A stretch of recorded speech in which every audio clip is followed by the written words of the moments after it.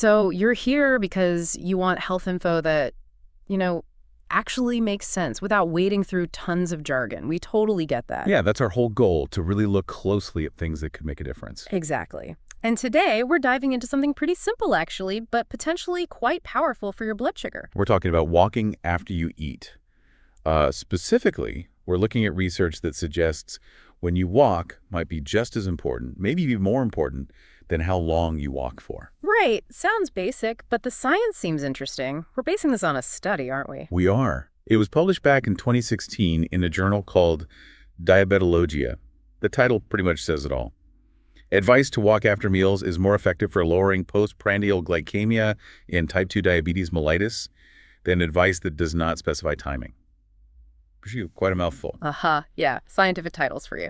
But basically, timing matters for post-meal blood sugar in type 2 diabetes. That's the gist. So the study compared walking right after meals versus just walking sometime during the day. Okay, so our mission today is really to unpack what this study found. What does it mean for maybe, our daily habits, especially around blood sugar?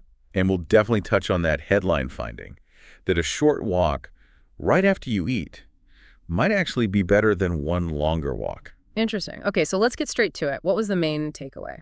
The core finding really was that walking for just 10 minutes after each main meal, so breakfast, lunch, and dinner, led to significantly lower blood sugar levels after those meals. Lower than what, though? What was the comparison? Lower than walking for 30 minutes total, but done in one block at any time of day the participants chose. Okay. So same total walking time, 30 minutes, but splitting it up right after meals made a bigger difference to those post-meal numbers. Exactly. The timing seemed crucial. Maybe we should quickly define postprandial blood sugar levels just to make sure everyone's on the same page. Good idea. Yeah, it's basically just the amount of glucose or sugar in your blood after you've eaten a meal. And keeping those levels from spiking too high after meals is pretty important for long-term health, right? Especially with diabetes management. Absolutely vital. Those repeated spikes can, over time, contribute to complications. So smoothing them out is a key goal. And this study suggests these short post-meal walks are a good way to do that. That's what the data indicates. And interestingly, they saw the most significant improvement after one particular meal. Oh, which one? The evening meal. The walk after dinner seemed to pack the biggest punch in terms of lowering that post-meal blood sugar response. That is interesting. Any theories from the researchers why that might be? Well, they suggested a couple of things that honestly make a lot of sense. Often, dinner is the largest meal of the day for many people, maybe higher in carbs too. Right, and also we tend to be more sedentary in the evening, after dinner. Maybe you sit down to watch TV or relax. Yeah, definitely less active than during the day for most people. So that short walk kind of directly counters both things, the potentially larger meal and the tendency to sit down right after. Okay, that makes logical sense. So how big was this effect? Are we talking a tiny little dip or something more noticeable? It's pretty noticeable. Overall, across all meals, the post-meal walk group saw about a 12% lower blood sugar response compared to the single walk group. Okay, 12% overall. But after the evening meal, that reduction was even bigger, around 22%. 22% just from a 10-minute walk after dinner. That sounds surprisingly effective. It does, doesn't it? But that's what their measurements showed. And it wasn't just about blood sugar. Oh, what else did they notice? They also found that the group walking after meals ended up spending less time being sedentary overall throughout the day. Even though the total walking time was the same for both groups? Yep. And they actually increased their total physical activity slightly. Maybe breaking up sitting time after meals just led to a bit more movement generally. Interesting. So better blood sugar and potentially less sitting time overall. Okay, let's get into the study specifics a bit. Who took part? Sure. So they recruited 41 adults, all of whom had been diagnosed with type 2 diabetes. Okay, 41 people. Any details on them, like age or anything? Yeah, the average age was around 60. About two-thirds, roughly 63%, were men. And on average, they'd had diabetes for about 10 years. Got it. And how did the study actually work? What did they have to do? It was a crossover study. That means each person tried both approaches, the 3 short walks after meals and the 1 longer walk daily. So everyone acted as their own control. Exactly. Each of those periods lasted for 2 weeks. 2 weeks doing one style, then what? Then they had a 30-day washout period, basically a break where they went back to their normal routine. This is to make sure the effects of the first approach didn't linger and affect the results of the second one. Okay, 2 weeks on each plan with a month break in between seems pretty rigorous. How did they track everything? Blood sugar and activity? They use continuous glucose monitors, or CGMs. These little devices measure glucose levels constantly, so you get a really detailed picture of what happens after meals, not just a single finger prick. Right, much more data than traditional methods. Definitely.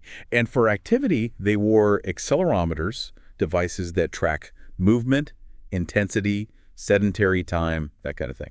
And what about the participants' backgrounds? Were they diverse on medication? The paper mentions most were of European descent. Hmm. And yeah, most were already on common diabetes medications, like oral meds or insulin, to help manage their blood sugar. Okay, so we're looking at findings primarily from older adults, mostly male, European descent, with established type 2 diabetes who were already on medication. Important context to keep in mind. Absolutely. And like all studies, this one had limitations we should talk about too. Of course. Always good to be aware of those. What were the main ones? Well, first off, the 2-week intervention period is quite short, you know. We don't know for sure if these benefits would last over months or years. Right, long-term effects are still a question mark. What else? The sample size, 41 people, is relatively small. Larger studies give you more confidence in the results. Makes sense. Anything else? There's also the motivation factor. People in a study often stick to the plan really well because, well, they're in a study. So real-world adherence might be different. People might find it harder to consistently do those walks day in, day out. Potentially, yeah. And finally, they didn't measure long-term health outcomes, things like changes in HbA1c, which reflects average blood sugar over months, or if it reduced heart disease risk. Okay, maybe quickly explain HbA1c for anyone not familiar. Sure. HbA1c is a blood test doctors use a lot. It gives you a picture of your average blood sugar control over the last, say, 2 to 3 months. It's a really key marker in diabetes management. Got it.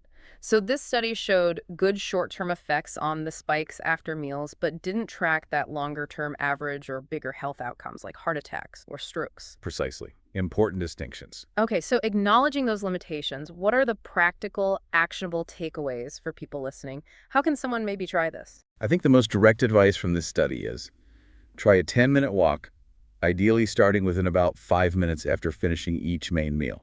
Breakfast, lunch, dinner. Within 5 minutes, so pretty much straight away. That seems to be the idea, yeah. Get moving soon after you finish eating. What if doing it after all 3 meals feels like too much, or just isn't practical some days? Is there one walk that gives the most bang for your buck based on this study? Based on these findings, yeah. The walk after the evening meal seemed to have the biggest impact. So if you could only manage one, that might be the one to prioritize. Okay, good tip.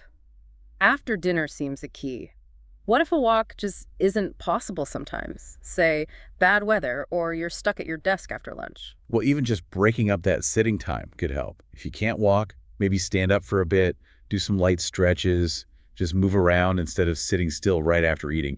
Anything is likely better than nothing. Right, interrupt the sedentary time somehow. And, maybe making it social could help with sticking to it. Absolutely.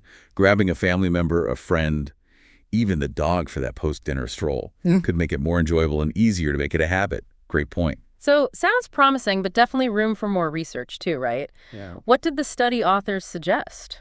They definitely called for longer-term studies, as we discussed, to see if the benefits hold up and if it impacts things like HbA1c. Makes sense. They also suggested looking at different maybe intensities or durations of walks, like would 15 minutes be even better? Or does intensity matter more than duration? Good questions. And importantly, researching ways to help people actually stick with this habit in the real world, outside of a clinical trial setting. How to improve adherence. Right, because knowing something works is one thing, actually doing it consistently is another. Exactly. Okay, so summing it all up then, what's the kind of the boost summary here, the main thing to remember? I'd say the key takeaway is that short walks, specifically timed right after meals and especially after your evening meal, seem to be a surprisingly effective tool for helping manage those post-meal blood sugar rises. A simple tweak, but potentially quite powerful. Potentially, yes, Yeah. based on this evidence. It really is encouraging, isn't it? That something so small, just 10 minutes, could make a difference. So for everyone listening, maybe just consider it. Could you fit in a short walk after your next meal? Maybe start with dinner tonight? It's definitely a practical, evidence-based strategy worth trying if you're interested in blood sugar management. And if you found this sort of breakdown helpful, Taking the research and making it easy to understand, that's really what we aim for. Yeah, and if you like getting this kind of accessible insight, you should definitely check out the weekly newsletter over at boostgb.com. They do a great job of boiling down research into useful, practical tips. Totally agree. Head over to boostgb.com, sign up for the newsletter. It's a great way to get these kinds of digestible health insights regularly. Definitely worth it. So just a final thought to leave you with. This study highlights how a small, consistent action can potentially have a significant impact. Makes you wonder, doesn't it? What other simple habits might be quietly working away, having a bigger effect on our well-being than we realize? Something to chew on.